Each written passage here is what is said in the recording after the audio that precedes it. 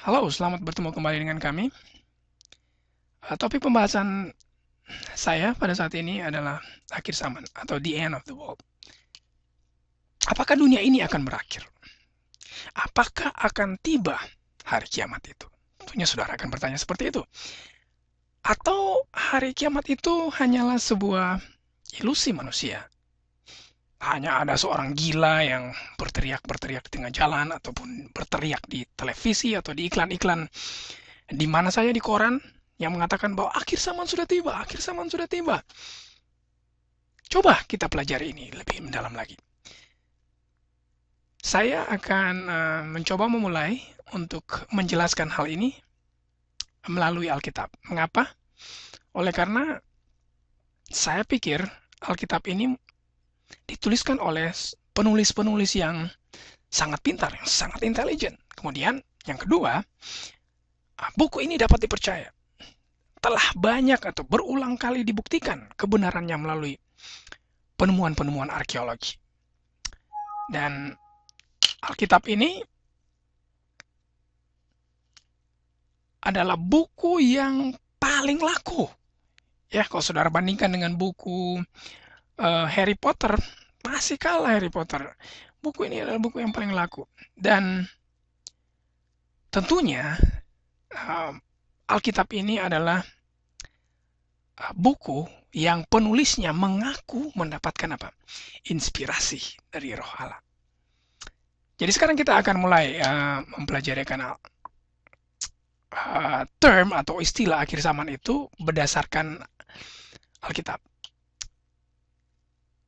Yesus sendiri pernah menyebutkan akhir zaman di dalam ilustrasi-ilustrasinya. Coba kita buka Matius 13 ayat 39 dan 40. Ya, tentunya kita bisa melihat langsung di layar ini. Matius 13, 39 dan 40. Penjelasan perumpamaan. Jadi ketika itu Yesus sedang menjelaskan tentang bagaimana lalang itu yang merupakan bibit yang ditanamkan oleh setan, kemudian gandum ini merupakan bibit yang ditanamkan oleh Tuhan Allah sendiri. Mereka bertumbuh bersama-sama, dan pada ayat 39 dikatakan musuh yang menanam alang-alang itu setan, masa panen ialah hari kiamat, dan orang-orang yang menuai itu ialah malaikat-malaikat. Jadi Yesus dengan jelas mengatakan bahwa akan ada hari kiamat itu. Dan kita lihat di ayat 40, sebagaimana alang-alang dikumpulkan dan dibakar dalam api, begitu juga pada hari kiamat nanti. Jadi, Yesus menekankan sekali lagi pada ayat berikutnya bahwa akan ada hukuman terhadap alang-alang ini. Kapan itu? Yaitu pada hari kiamat. Jadi jelas ada hari kiamat. Sekarang kita buka lagi Matius. Coba kita buka di sini. Matius 24, Matius, jadi masih dalam buku yang sama, namun di pasal yang berbeda. Kita buka Matius 24, ayat yang ke-3 sampai 6. Jadi ini diceritakan tentang permulaan penderitaan. Ayat 3. Jadi ketika Yesus duduk di atas Bukit Zaitun, kita ingat murid-murid datang kepadanya ya, dan bertanya kepada Yesus, katakanlah kepada kami, bila manakah itu akan terjadi? Apakah tanda kedatanganmu? Tanda kesudahan dunia. Jadi kita lihat sekali lagi pada akhir kalimat pertanyaan dari murid-murid Yesus ada istilah kesudahan dunia. Jadi murid-murid Yesus juga paham bahwa akan ada tanda, akan ada kesudahan dunia. Lalu kalau kita baca terus ayat 3 ayat 4, Yesus mengatakan waspadalah supaya jangan ada kamu yang disesatkan. Dan ayat 5, sebanyak orang akan datang memakai namaku, aku Mesias, mereka akan menyesatkan banyak orang. Yesus akan menyebutkan tanda-tanda ini. Dan ayat yang ke-6, ini ayat yang ke-6 juga ada di sini. Kamu akan mendengar deru perang atau kabar-kabar tentang perang. Namun berawas-awaslah, jangan kamu gelisah sebab semuanya itu harus terjadi. Tetapi itu belum kesudahannya. Jadi Yesus memberikan tanda-tanda bahwa akan ada hari kesudahan itu. Dan Yesus memberikan apa? Yesus memberikan peringatan kepada kita supaya waspada. walaupun sudah terjadi tanda-tanda tersebut, namun itu belumlah kesudahannya. Jadi Yesus tahu persis sesudah tanda-tanda itu akan ada kesudahan, tapi belum pada saat itu. Coba kita lihat lagi di ayat yang ke-13. Kita lihat lagi ayat 13. Jadi sekarang ini kita katakanlah sedang kuliah ya. Kuliah, mengambil mata kuliah akhir zaman yang dosennya itu adalah Yesus sendiri. Ayat yang ke-13 mengatakan, tetapi orang yang bertahan sampai pada kesudahannya akan selamat. Jadi sudah berapa kali Yesus menyebutkan hari kesudahannya? Pertama, murid-murid Yesus menanyakan tentang hari kesudahan. Yang kedua, Yesus mengatakan bahwa ini sudah ada tanda-tandanya tapi belum kesudahan. Kemudian ayat ke-13 mengatakan apa? Orang yang bertahan sampai pada kesudahannya akan selamat. Jadi akan ada akhir zaman, ada kesudahannya. Dan coba kita lihat lagi di ayat yang ke-11. Dalam satu pasal ini saja kita bisa mendapatkan ada 4 kali hari kesudahan itu disinggung atau disebutkan. 1 oleh murid Yesus, 3 kali oleh Tuhan Yesus sendiri. Dan Injil Kerajaan ini akan diberikan di seluruh dunia menjadi kesaksian bagi semua bangsa. Sesudah itu barulah tiba kesudahannya. Jadi ada masa kesudahan. Kapan itu? Setelah Injil Kerajaan diberitakan seluruh dunia. Itu merupakan konfirmasi tentang hari kesudahan yang Yesus sendiri sampaikan. Sekarang kita lihat lagi dalam buku yang sama, buku Matius, namun di pasal yang ke-28. Jadi ini pasal yang terakhir dari buku Matius ya. Jadi kalau saudara ingat, pasal yang terakhir itu adalah pasal menceritakan tentang kebangkitan Kristus. Ayat yang ke-18 sampai 20. Coba kita turunkan kursor ini ke bawah. Dan kita lihat ayat ke-18. Yesus mendekati mereka dan berkata, seluruh kuasa di surga dan di bumi sudah diserahkan kepadaku. Sebab itu pergilah kepada segala bangsa di seluruh dunia. Jadikanlah mereka pengikut-pengikutku, baptislah mereka dengan menyebut nama Bapa, Anak, dan Roh Allah. Ajarkan mereka mentaati semua yang sudah kuperintahkan kepadamu, dan ingatlah, aku akan selalu menyertai kalian sampai akhir zaman. Jadi kalau saudara baca cerita ini dari awalnya, jadi Yesus sudah bangkit, kemudian Maria yang mencari Yesus di kuburannya, kemudian malaikat mengatakan bahwa sampaikan kepada murid-murid bahwa mereka harus ke Galilea. Di sana mereka akan bertemu dengan Yesus. Ya, setelah itu mereka pun murid-murid Yesus itu pun pergi ke Galilea dan ayat 16 mengatakan sesuai dengan diberitakan Yesus kepada mereka, dan di sana mereka melihat Yesus, mereka mau menyembah Dia, dan ada juga yang ragu-ragu. Namun Yesus memberitahukan dan menegaskan bahwa perintah atau the Great Commission, perintah agung yang sangat terkenal, sangat fundamental bagi orang Kristen saat ini, yaitu kita harus pergi ke seluruh dunia dan menjadikan mereka sebagai pengikut Kristus. Setelah kita menjadikan mereka sebagai pengikut Kristus, kita membaptiskan mereka. Ajarkan mereka untuk mentaati semua yang sudah diperintahkan kepada siapa itu? Kita sebagai pemerintah Injil. Ajarkan mereka. Dan ingat, Yesus mengatakan, ingat. Jadi kadang-kadang kita merasa ragu, takut. Oh, kita akan dicemooh, kita akan dibunuh, kita akan disakiti, kita akan dianiaya. Tapi Yesus mengatakan dengan jelas dalam ayat 20. Ingatlah, aku akan selalu apa? Menyertai kalian sampai apa? Akhir zaman. Jadi Yesus menegaskan 4 kali. Ya 3 kali oleh Yesus, dan yang pertama oleh murid-murid Yesus, yang kemudian di Matius 28 ya. Yesus menegaskan sekali lagi bahwa ada akhir zaman karena Yesus akan berserta dengan mereka pada akhir zaman. Nah, itu merupakan sedikit penjelasan tentang istilah akhir zaman. Apakah itu alkitabiah? Tentunya kita sudah bisa menjawabnya. Apakah itu ilusi atau hanya teriakan-teriakan yang retorik dari orang-orang yang sakit jiwa atau orang-orang yang gila? Tidak, karena itu ada dalam Alkitab dan saya sudah memberikan ayat-ayatnya. Nah, sekarang ini coba kita lihat apa persepsi-persepsi manusia saat ini ya, teristimewa para ahli-ahli teologi ya, atau para filsuf Alkitab tentang hal ini, atau tentang akhir zaman. Jadi kalau saudara pergi ke toko buku, saudara akan bingung sendiri. Kenapa?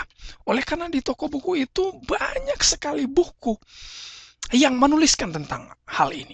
Menuliskan tentang akhir zaman. Menuliskan kesudahan itu. Saudara akan bingung. Saudara akan bertanya mana sebetulnya yang benar. Mana itu kebenaran itu. Nah, di sini saya hanya akan membawa saudara kepada suatu konklusi-konklusi yang umum dulu. Oleh karena ini merupakan suatu pelajaran yang cukup panjang ya, bukan sangat panjang, cukup panjang. Jadi saya akan hanya memberikan suatu konklusi-konklusi umum saja. Namun dengan berlalunya waktu, kita akan mencoba untuk menjelaskan keseluruhannya. Jadi misalnya ya, kalau kita ke toko buku kita akan melihat ada rapture. Rapture itu adalah pengangkatan manusia secara tiba-tiba. Kemudian kita melihat ada buku-buku tentang 7 years of tribulation, masa penganiayaan, masa 7 tahun penganiayaan. Kemudian kita akan melihat buku Antikristus. Lalu kita akan melihat juga buku-buku tentang 1000 tahun. Juga tanda binatang itu. Ada banyak sekali buku-buku yang saudara akan lihat. Dan memang betul-betul akan membingungkan. Kalau saudara punya waktu, kalau saudara bekerja setiap hari, saudara tentunya tidak punya waktu untuk membaca buku-buku tersebut. I'm so lucky that you are listening to what I'm saying right now, so that you will have a little conclusion, a simple conclusion right now about the perceptions. Jadi perceptions of the professors, perceptions of the human beings right now regarding the end of the world. Nah, ini anggaplah saat ini saudara akan mengikuti suatu pelajaran atau mata kuliah ya, dengan judul sekilas tentang pendapat manusia menyangkut kedatangan Kristus pada akhir zaman. Jadi ada pandangan yang pertama, katakanlah ini pandangan yang pertama, yang disebut sebagai pre-tribulation view. Pre-tribulation view ini adalah mereka mengatakan bahwa Yesus akan datang diam-diam. Inilah yang disebut dengan rapture. Yesus akan datang diam-diam dan mengangkat kita sebelum 7 tahun masa penganiayaan itu. Jadi oleh karena hebatnya masa penganiayaan yang akan terjadi tersebut, maka mereka berpikir bahwa akan ada rapture, akan ada pengangkatan secara diam-diam. Ini yang disebut sebagai pandangan pre-tribulation, pre-trib view. Pandangan yang kedua adalah mid-tribulation view, middle tribulation view. Di sini adalah pandangan yang mengatakan bahwa Yesus akan datang di tengah-tengah masa penganiayaan tersebut. Jadi di tengah-tengah masa 7 tahun itu atau 3,5 tahun itu Yesus akan datang dan mengakhiri akan masa penganiayaan tersebut.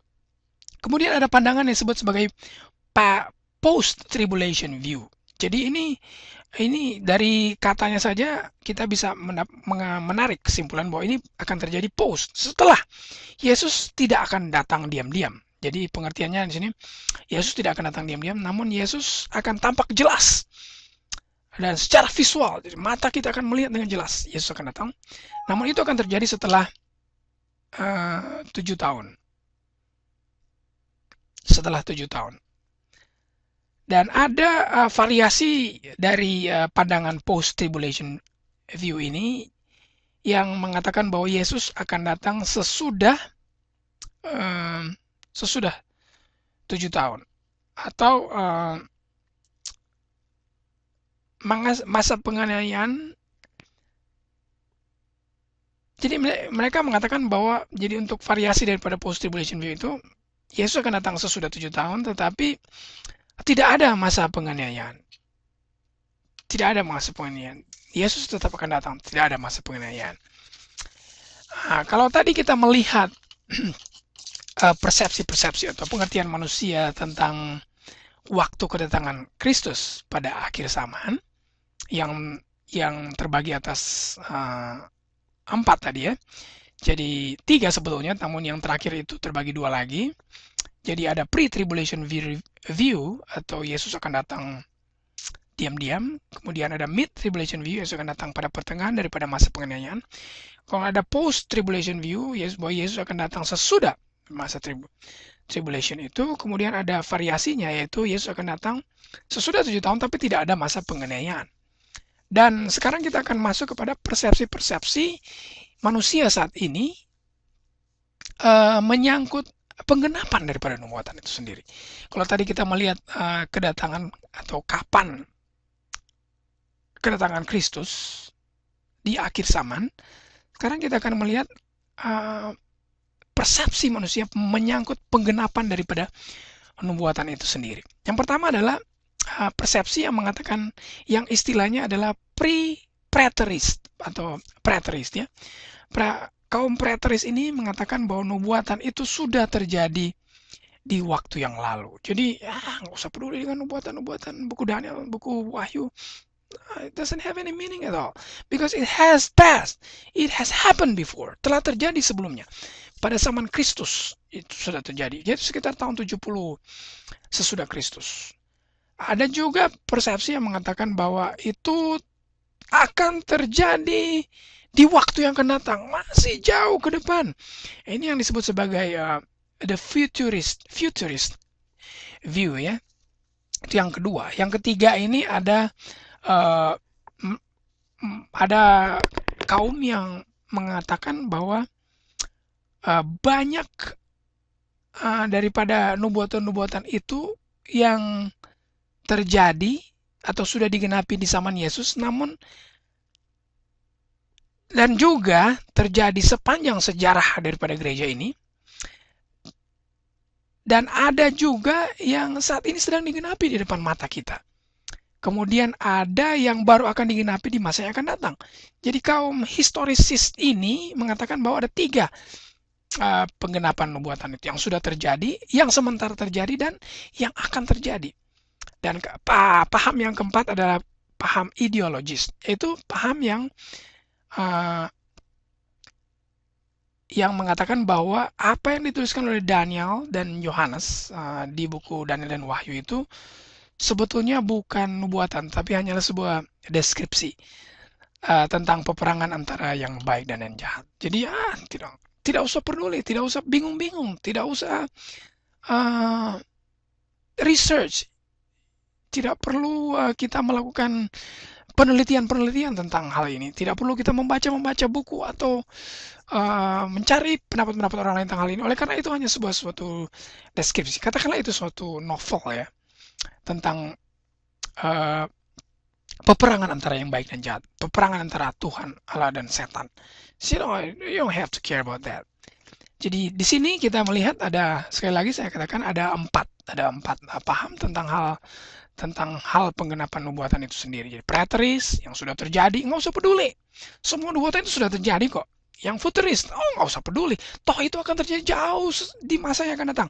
Dan ada historisis. Inilah yang banyak didukung oleh para reformator Protestan ya, Martin Luther, Calvin dan sebagainya, yang mengatakan bahwa nubuatan itu sudah terjadi sebagian, sementara terjadi depan mata dan akan digenapi juga di masa yang akan datang. Dengan demikian, sampai di sini dulu penjelasan saya pada saat ini. Mudah-mudahan ini akan memberikan sedikit pencerahan bagi saudara-saudara sekalian, dan ikuti terus pembahasan saya oleh karena ini akan cukup panjang dan ini akan menyangkut persepsi-persepsi tentang akhir zaman atau end time insights. Dan mudah-mudahan saudara dapat dikuatkan. Nah, adalah doa dan harapan kami.